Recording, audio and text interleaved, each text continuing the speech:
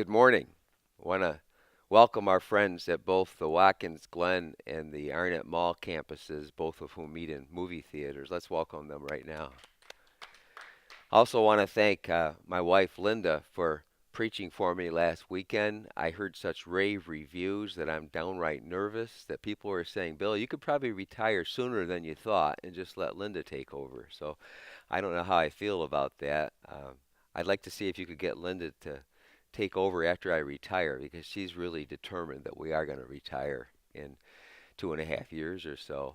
But I do really appreciate her talking about judges last week, and she mentioned being acquainted with several judges. I just wanted to go on record saying that she was referring to justice of the peace type judges and her habit with her right foot pushing down kind of far on the gas pedal, not so much as, DWI or um, anything else that she might have been arrested for. Just saying.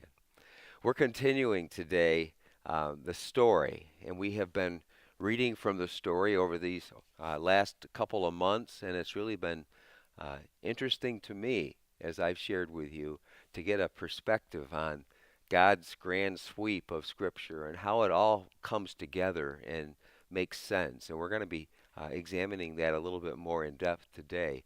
So, the story, and you have notes in your program, is about connecting God's upper story to our lower story.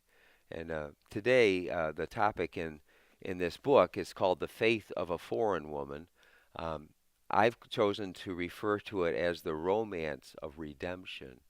And the book of Ruth, if Judges was kind of tough sledding for you, and Linda alluded to that. It was kind of tough going through the book of Judges. Ruth is compelling in only 4 chapters.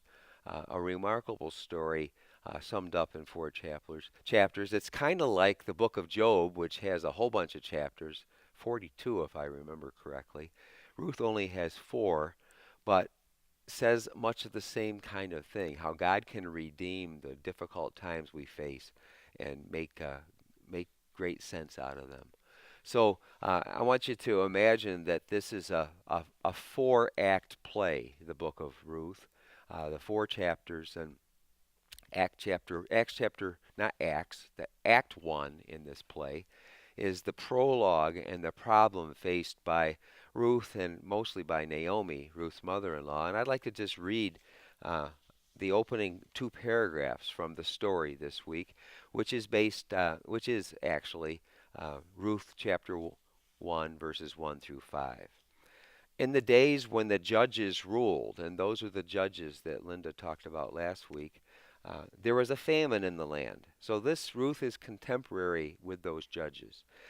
A man from Bethlehem in Judah, together with his wife and 2 sons, went to live for a while in the country of Moab.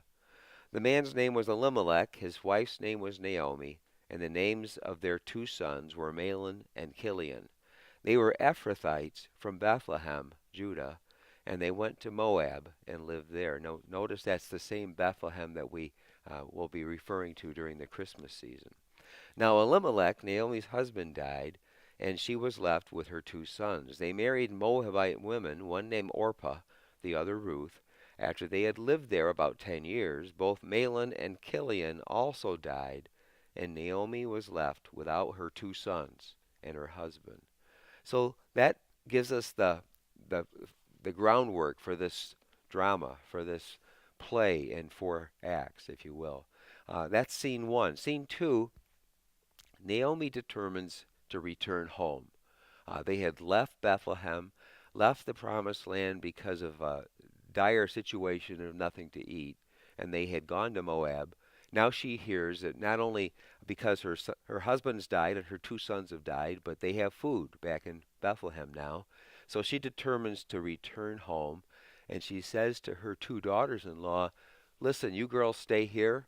I wish you the best, but I hope you can find husbands and still have a life. And so just let me go back and you stay here." And that's what leads Ruth to say in 2 very famous verses from from the book of Ruth, verses 16 and 17. Ruth replied, "Don't urge me to leave you or to turn back from you, Naomi. Where you go, I will go, and where you stay, I will stay. Your people will be my people, and your God my God. Where you die, I will die, and there I will be buried. May the Lord deal with me, be it ever so severely, if anything but death separates you and me. Very famous lines. When Linda and I got married about 37 and a half years ago, those verses were set to music, and we actually had friends sing that song. Uh, don't worry, you can hear my voice today. I won't even attempt the song, but wherever you go, I will go. Wherever you live, I will live. Your people will be my God. Beautiful song, not really intended for a wedding, but the love of a daughter-in-law for her mother-in-law, the commitment that Ruth had not only to Naomi, but I think we see in those verses to Naomi's God. Now, Ruth had come from a land of many gods, small g, and many idols, and corruption and wickedness, but she had been drawn to Naomi in the faith that Naomi had exhibited. So I did a little research on the word Ruth and the name Ruth and discovered that Ruth means compassion, love, loyalty. As I think about Ruth, I think of about at least three people named Ruth in our PAUMC church family. And you all know who you are if you're hearing me right now. And I think about compassion and love and loyalty. By contrast, to be ruthless is to be without Ruth, to be devoid of compassion or love or loyalty. And I tried to find out when I studied the history of the word ruthless. Some people speculated that it might be related to the Ruth of the Bible, but nobody really could pin that down for sure. I'd like to say that I kind of wonder about that still. To be ruthless is to be without people of compassion and love and loyalty in your life. So that brings us to scene 3, where Ruth has refused to leave Naomi. So these two widows, one an older generation than the other, arrive back in Bethlehem. And the women from more than 10 years earlier say, wait a minute, is that Naomi? Are you Naomi? And they recognize her. And she says, well, don't call me Naomi anymore. Naomi meant good and pleasant and lovely. Don't call me good and pleasant and lovely, but call me Mara, which meant bitter and sorrowful and grieving. Naomi has been so much, first losing her husband, then losing her sons. And while she's created quite a stir coming back to Bethlehem, she is deep in depression and bitterness and resentment at that point toward God. And she comes back with this foreign woman, this obvious, not a Jewish person, not from around Bethlehem. Ruth, the Moabitess, has come back with her. And these women faced a future, whether it be in Moab or back in their homeland or in Naomi's homeland, of hopelessness and marginalized from society, because this is a patriarchal society where they depended on the husband and the father to provide for them, and there really was very little provision for widowed ladies. So they're back there, and then we see in Act 2 of the drama that Ruth goes out to glean from the fields. And they did not have food stamps or SSI or social services or food cupboards. The best they did was the Deuteronomy had an admonition that when you harvested your field, don't harvest to the very edge, but leave a margin. Leave some things for the poor, for people that don't have anything to eat. And so Ruth was following that custom, and she was going out to see what she could scrape up along the edge of the farmer's fields. And she happened along the field of a man named Boaz. And perhaps Boaz has heard of Ruth already because she's a foreigner coming back into a small little village. And the reputation was good, that she was very loyal to her mother-in-law Naomi, who they remembered. And maybe Boaz had already come to admire her from afar. But now she ends up gleaning the harvest that's left on his land. And he takes her under his wing, and he notices her, and he tells his hired men, leave a little extra for her.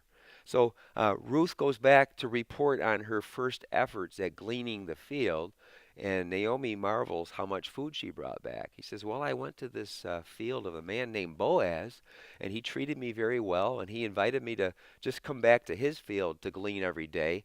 Don't take the risk of going anywhere else. I'll protect you. I'll make sure my men look out for you.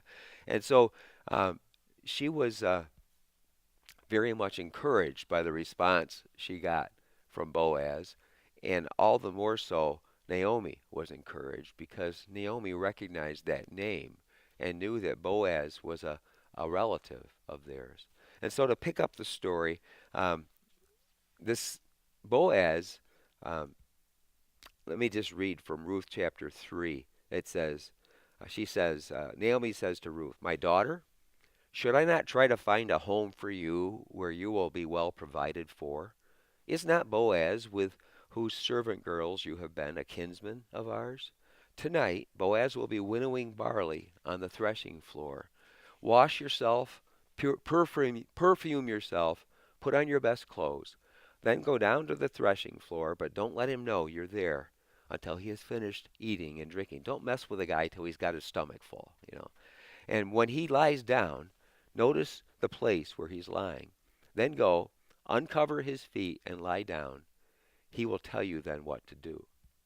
Now, we don't have traditions like that anymore, but we might still have women who strategize or connive or try to matchmake. Remember Fiddler on the Roof and the matchmaker? Well, Naomi's being a bit of a matchmaker here. And so it says in Ruth 3, 7 through 9, that Ruth does just as she's told. When Boaz had finished eating and drinking and was in good spirits, he went over to lie down at the far end of the grain pile. Ruth approached quietly, uncovered his feet, and lay down. In the middle of the night, something startled Boaz, and he turned, discovered a woman lying at his feet. Who are you? He asked. I am your servant Ruth, she said. Spread the corner of your garment over me, since you are a kinsman redeemer. And so this custom of kinsman redeemer served a few different purposes. One was if somebody had to give up their real estate uh, because they were in debt and they had to sell the land, the kinsman redeemer could go buy it back and give them the land. No benefit to the kinsman redeemer, but he was just willing to do it because of his generous heart. Or if somebody died without a child, the kinsman redeemer could marry uh, the woman. If the guy died, if the husband died, and somebody would come along and marry that woman, and the first child would be considered the child of the man that had died. So that's much like what we're seeing here. Naomi and Ruth are asking Boaz to consider being the kinsman redeemer.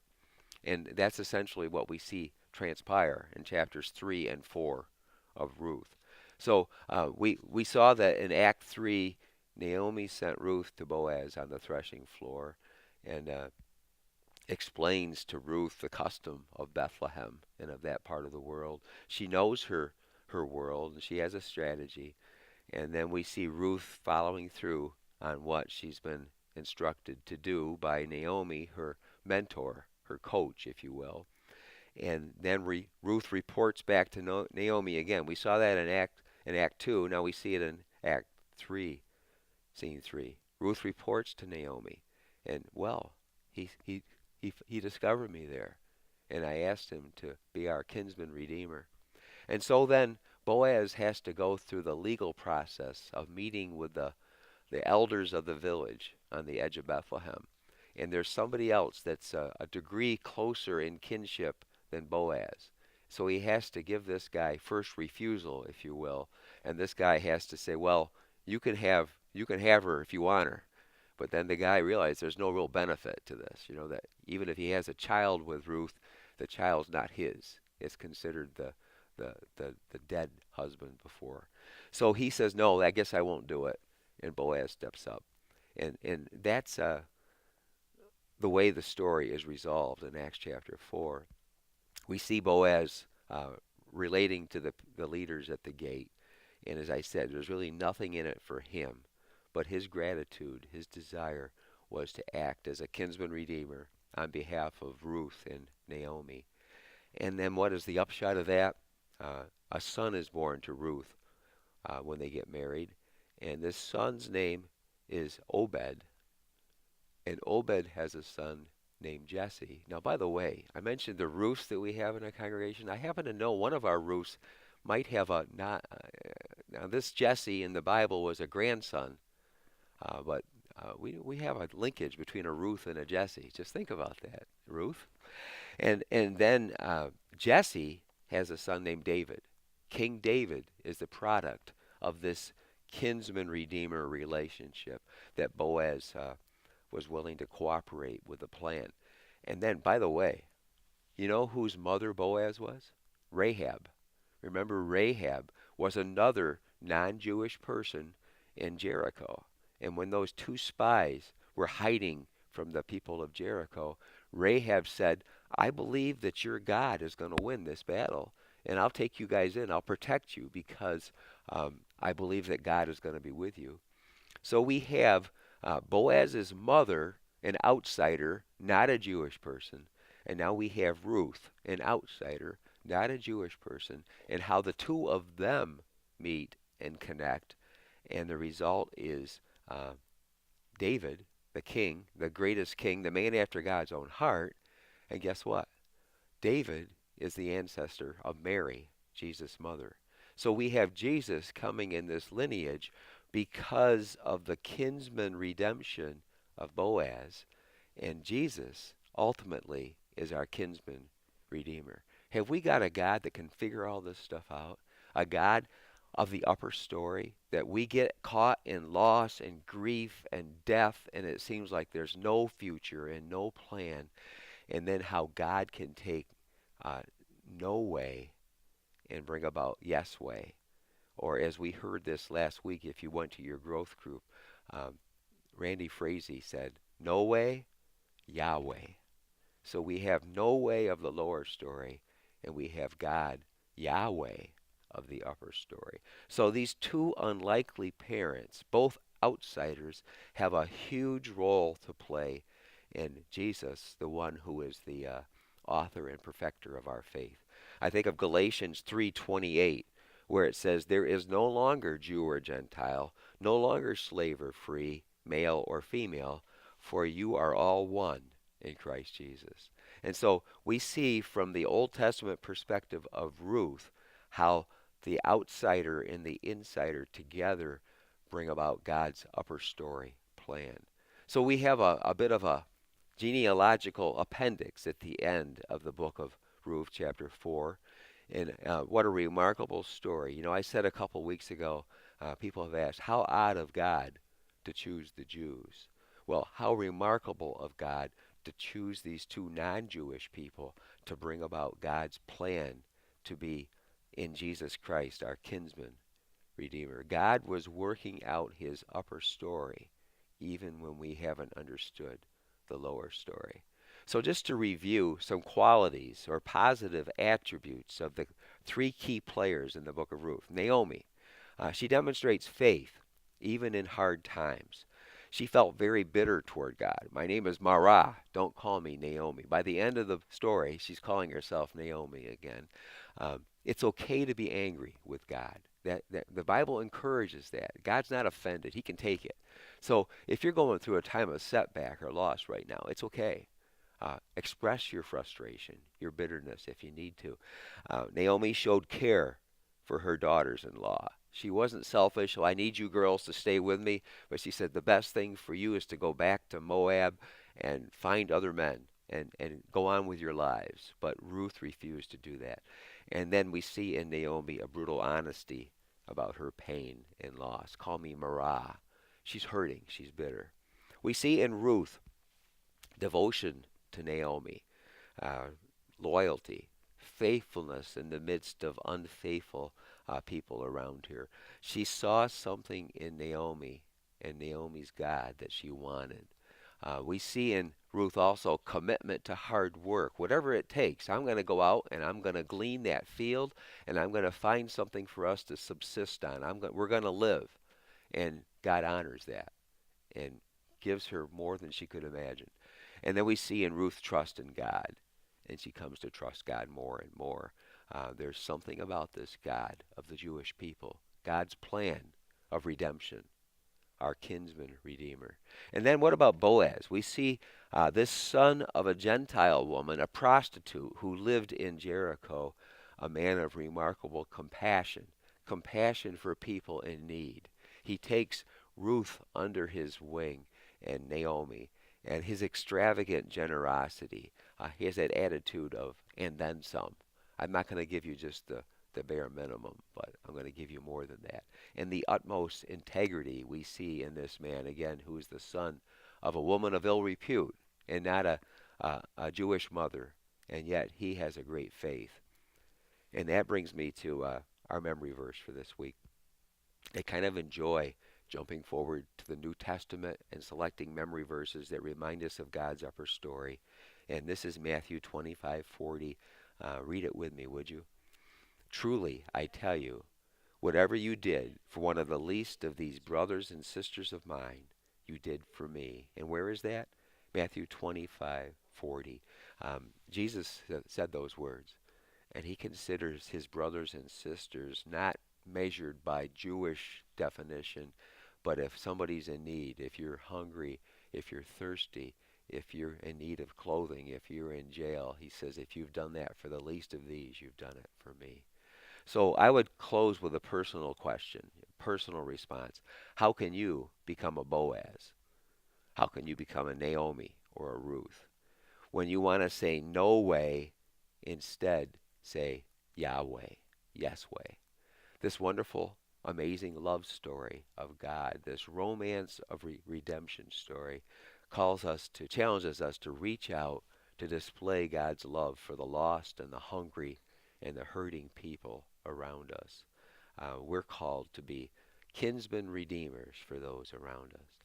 As I was working on the final touches of this teaching today, I was reminded of a song that we've done once or twice before. It's by Martina McBride. You may know the song. We're going to listen to this song during communion. The words are, you can spend your whole life building something from nothing, and one storm can come and blow it away. Build it anyway. You can chase a dream that seems so out of reach, and you know it might never come your way. Dream it anyway. God is great, but sometimes life ain't good. And when I pray, it doesn't always turn out like I think it should, but I do it anyway. I do it anyway. The world's gone crazy, and it's hard to believe that tomorrow will be better than today. Believe it anyway. You can love someone with all your heart for all the right reasons, and in a moment they can choose to walk away. Love them anyway. God is great, but sometimes life ain't good. When I pray, it doesn't always turn out like I think it should, but I do it anyway. Yes, I do it anyway. Amen.